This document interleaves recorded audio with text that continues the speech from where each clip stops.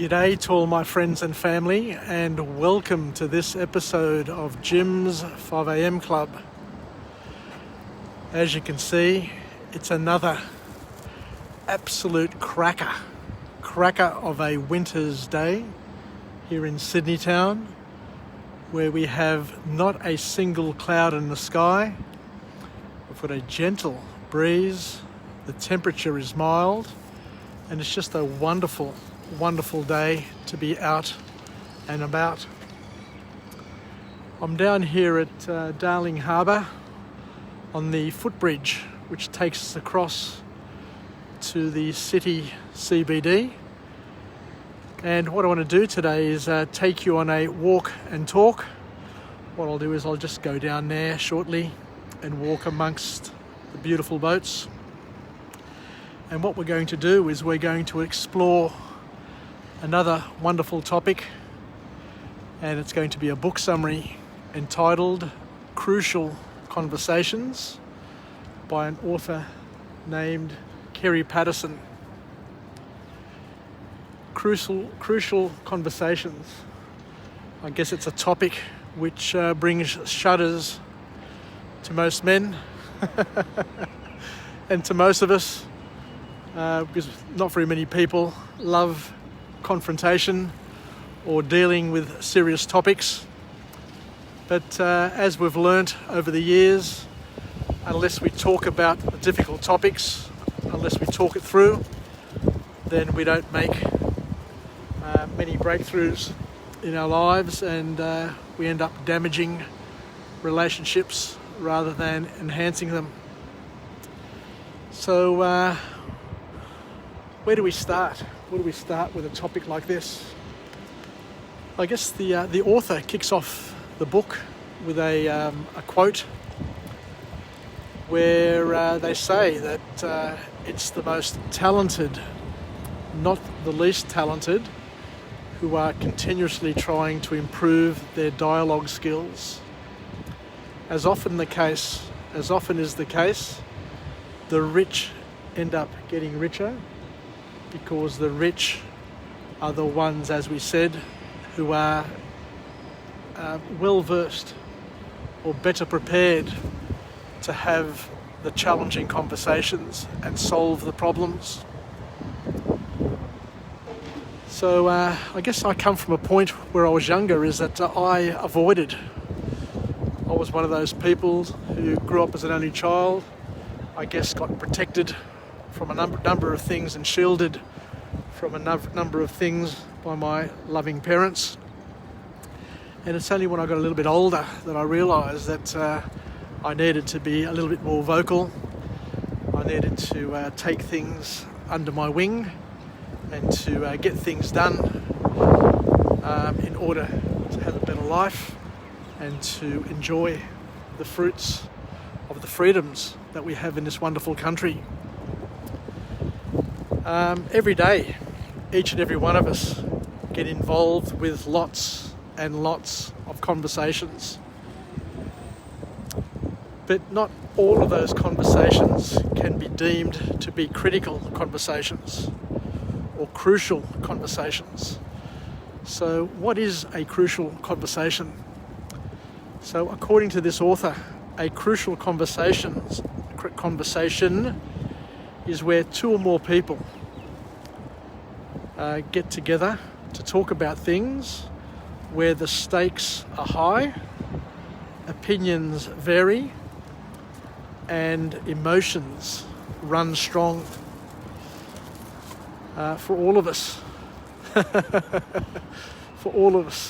we know that when you get those things combined together, it's going to be an interesting and potentially fiery sort of conversation, to say the least.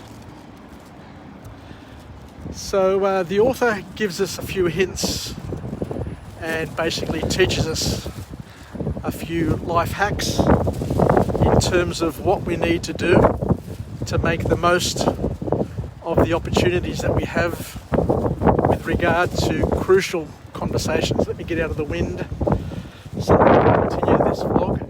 Otherwise the buffeting is going to cause havoc. So we'll go down here. It's a sheltered area, and it'll make for better acoustics.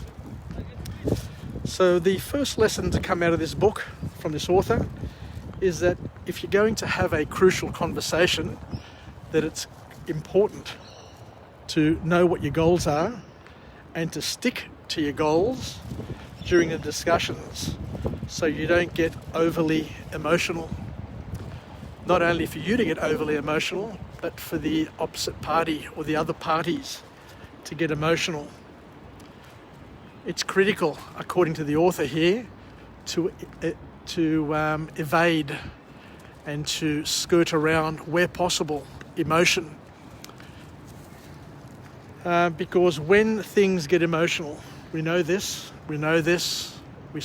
so well. When things get emotional, it can lead to one of two things. It can lead to violence, or it can lead to silence. And for those who have been married for many years, the silence is the killer. So it's a very powerful sort of and profound observation there, that when emotions are involved in a discussion, it can lead to violence or to silence. So in other words, it can lead to a fight or to flight. So we need to remember our initial goal, so you don't get stuck. Because as we know, and as we've learnt time and time again, when the party to your conversation goes silent, or when the party to your conversation gets violent, then you've lost. You're wasting your time, because you're not going to achieve the outcomes, the desired outcomes, because I guess what's the best way of describing it? Because emotion is involved. So the key lesson is to evolve to what's the word I'm looking for? The key lesson is to basically skirt around, as I said before, the silence or violence. And one very, very empowering question one can ask is, what is the purpose of this conversation? You can ask that of yourself, or you can ask that of your party, of the other party. Now, what's the objective? What's the purpose of this conversation? And another question you may want to ask yourself, or the partner or the people who you're talking with, is, what information do I want to get across clearly to this other person? So you need clarity. You need some very, very important clarity during the conversation process to keep you on track, is something I think that the author is trying to get through to us here. Because we need to know what we want and what we don't want. What we want and what we don't want. And the big lesson for all of us is that the more you keep both parties calm, the better the conversation will turn out.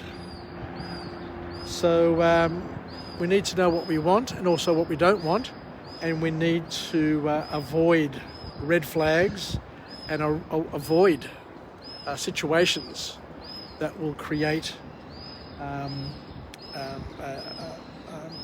annoyance and suffering. So what do we do? How do we do it?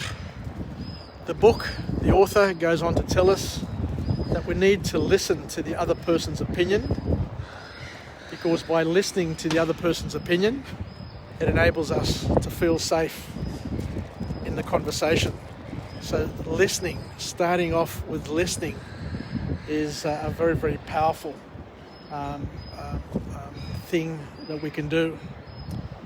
Because what happens is things generally get heated when somebody feels unsafe. So if you're able to make the the person that you're talking to, feel safe and heard and listened and respected, then that will keep the conversation going without reverting to emotion, which leads to violence or silence.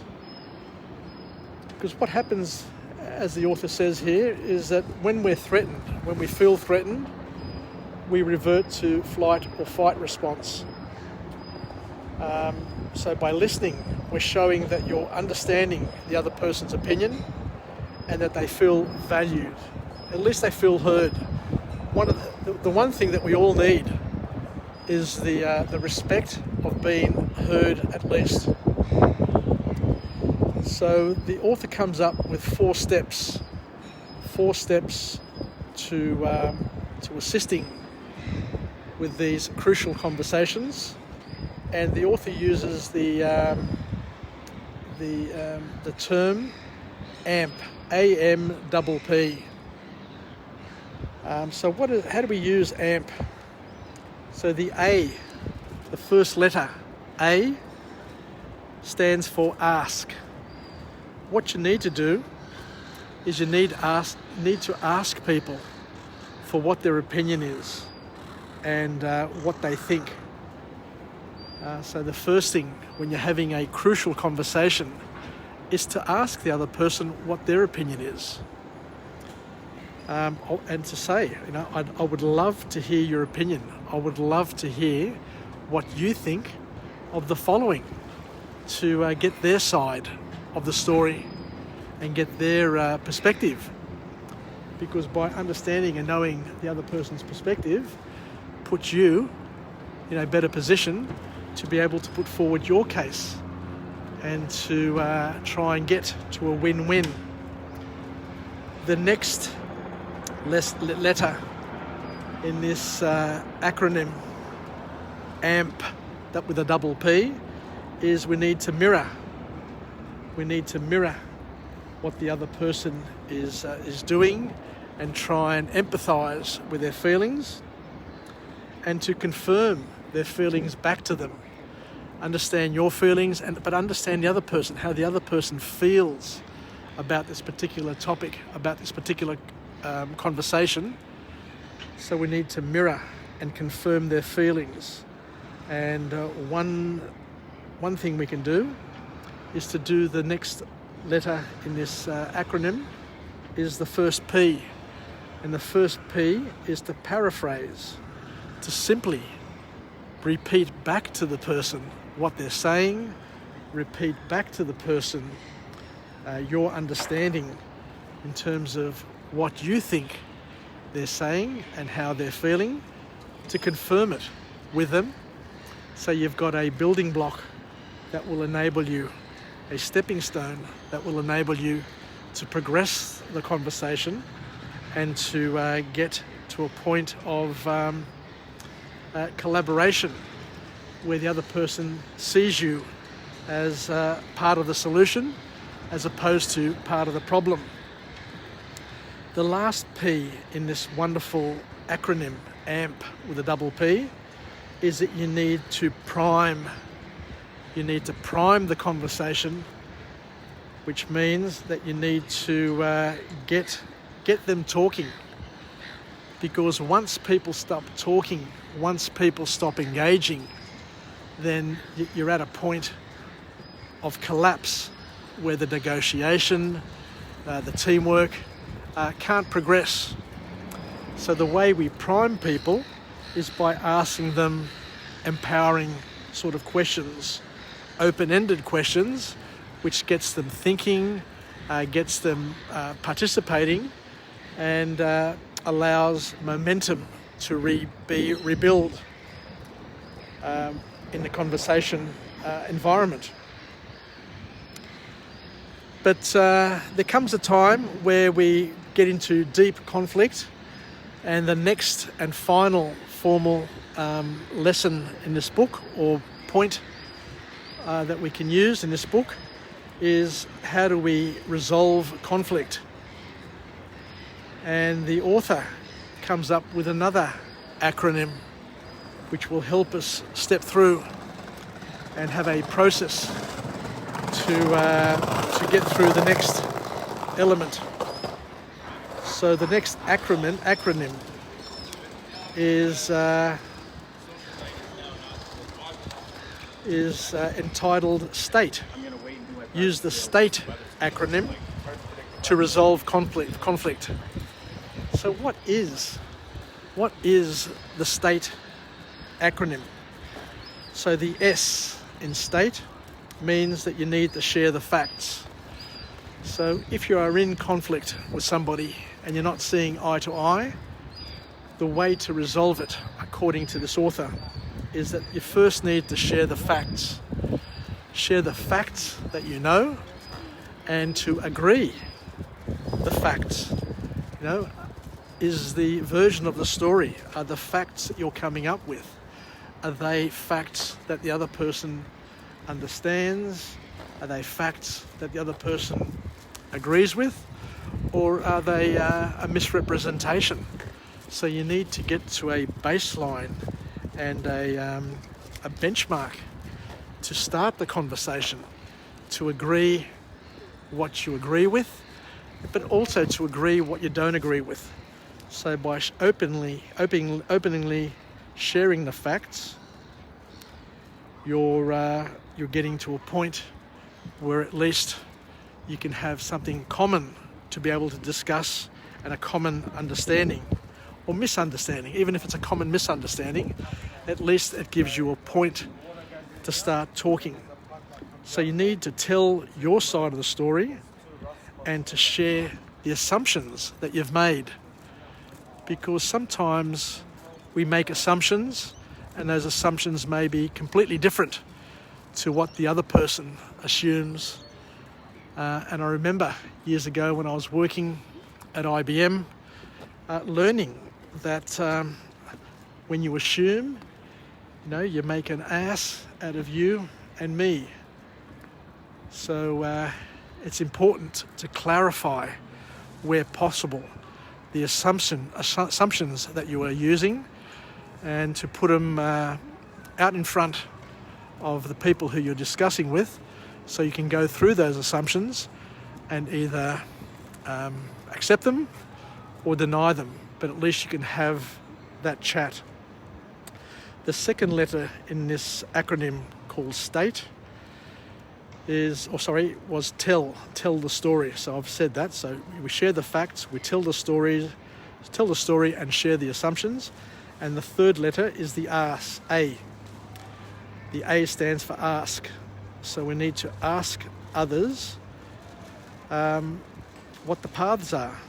What other options do we have? There's no use conflicting and being at loggerheads. What you need to do is then to try and figure out and follow the other paths that can lead you to a solution. The T in STATE is that we need to talk tentatively. We need to discuss things, but not to say that what we're chatting about is the final outcome.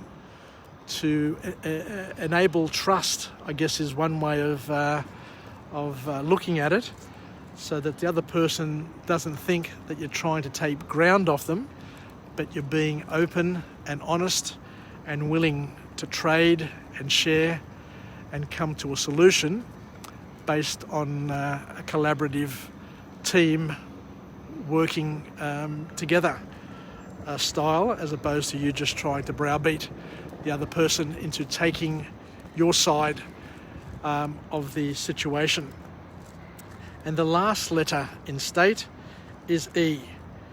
We need to be open to testing and encouraging the testing of our thinking, to ensure that we're generating the best possible outcome, where we're working for a win-win outcome, where we're working towards a solution. And in order to get there, we need to agree and set the boundaries, and we need to brainstorm where possible in an open and friendly sort of tone what we're trying to achieve, and end up with a win-win situation.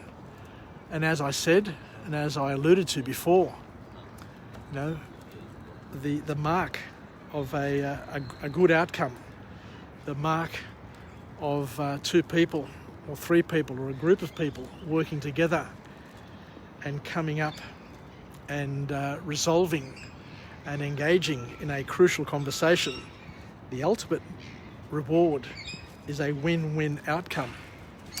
And what we're saying here as well, and let's not make a mistake, that if we can't come to a win-win situation, then of course we can always agree to disagree and to not have an outcome. There's nothing wrong with that. You know, at least if we're trying to resolve conflict, that's the goal. If you can't resolve conflict, then there's no harm in coming to a point where you don't resolve it. As my spiritual father, Father Dimitri, always says to me, is that we should always be seeking to solve conflict, to forgive and be forgiven. And what you should be doing, according to my spiritual father, is putting your hand out to those people around you and offering them forgiveness. Offering forgiveness, according to my spiritual father. But he said there will come a time where people are not interested in receiving your forgiveness, but you can forgive those others around you where possible. And if they don't want to forgive you, then it's okay. But it's no longer going to eat away at you. It's not going to eat away at your conscience, because you've offered to the other people forgiveness. You've offered to solve an issue, a problem. And if they want to be party to that solution, then it's no skin for nose, so to speak. Joining me on this episode of Jim's 5am Club. As you can see, I'm down here at the Piedmont Ferry, and behind me we've got the welcome wall with the name of my parents and my in-laws are listed on that wall. So let's finish off with a positive affirmation. I'm alive, I'm well, I feel absolutely great. To my friends and family, stay connected, stay relevant, stay reasonable, and most importantly, let's make the most of this magnificent weather. It feels like a spring morning. The sun is just beautiful. It's so nurturing. And let me go and see my parents. Where are my parents? My parents, here they are. As you can see there, there's the name of my father and my mother and my in-laws. And I remember my late mother coming down here and running her finger over her name and just feeling so proud of the fact that her name was also going to be immortalised in this welcome wall here in Sydney. So thank you. Baleme. And I look forward to coming to you again from a different location with a different message, a message of empowerment, where we can be the wind beneath our wings, where we can live, learn and pass it on, and incorporate the life hacks, and especially be better at having those crucial conversations with people and know how to resolve conflict and know what to do to at least progress those conversations as best we can. There's no guarantees. Crucial conversations can work out, or they can just create further problems, but at least if you're trying your best and you're using the techniques that this author has come up with, then we may be able to get the desired outcomes that we want. Anyway, take care. Bye for now from Jim's 5am Club, and we'll chat again. Cheers.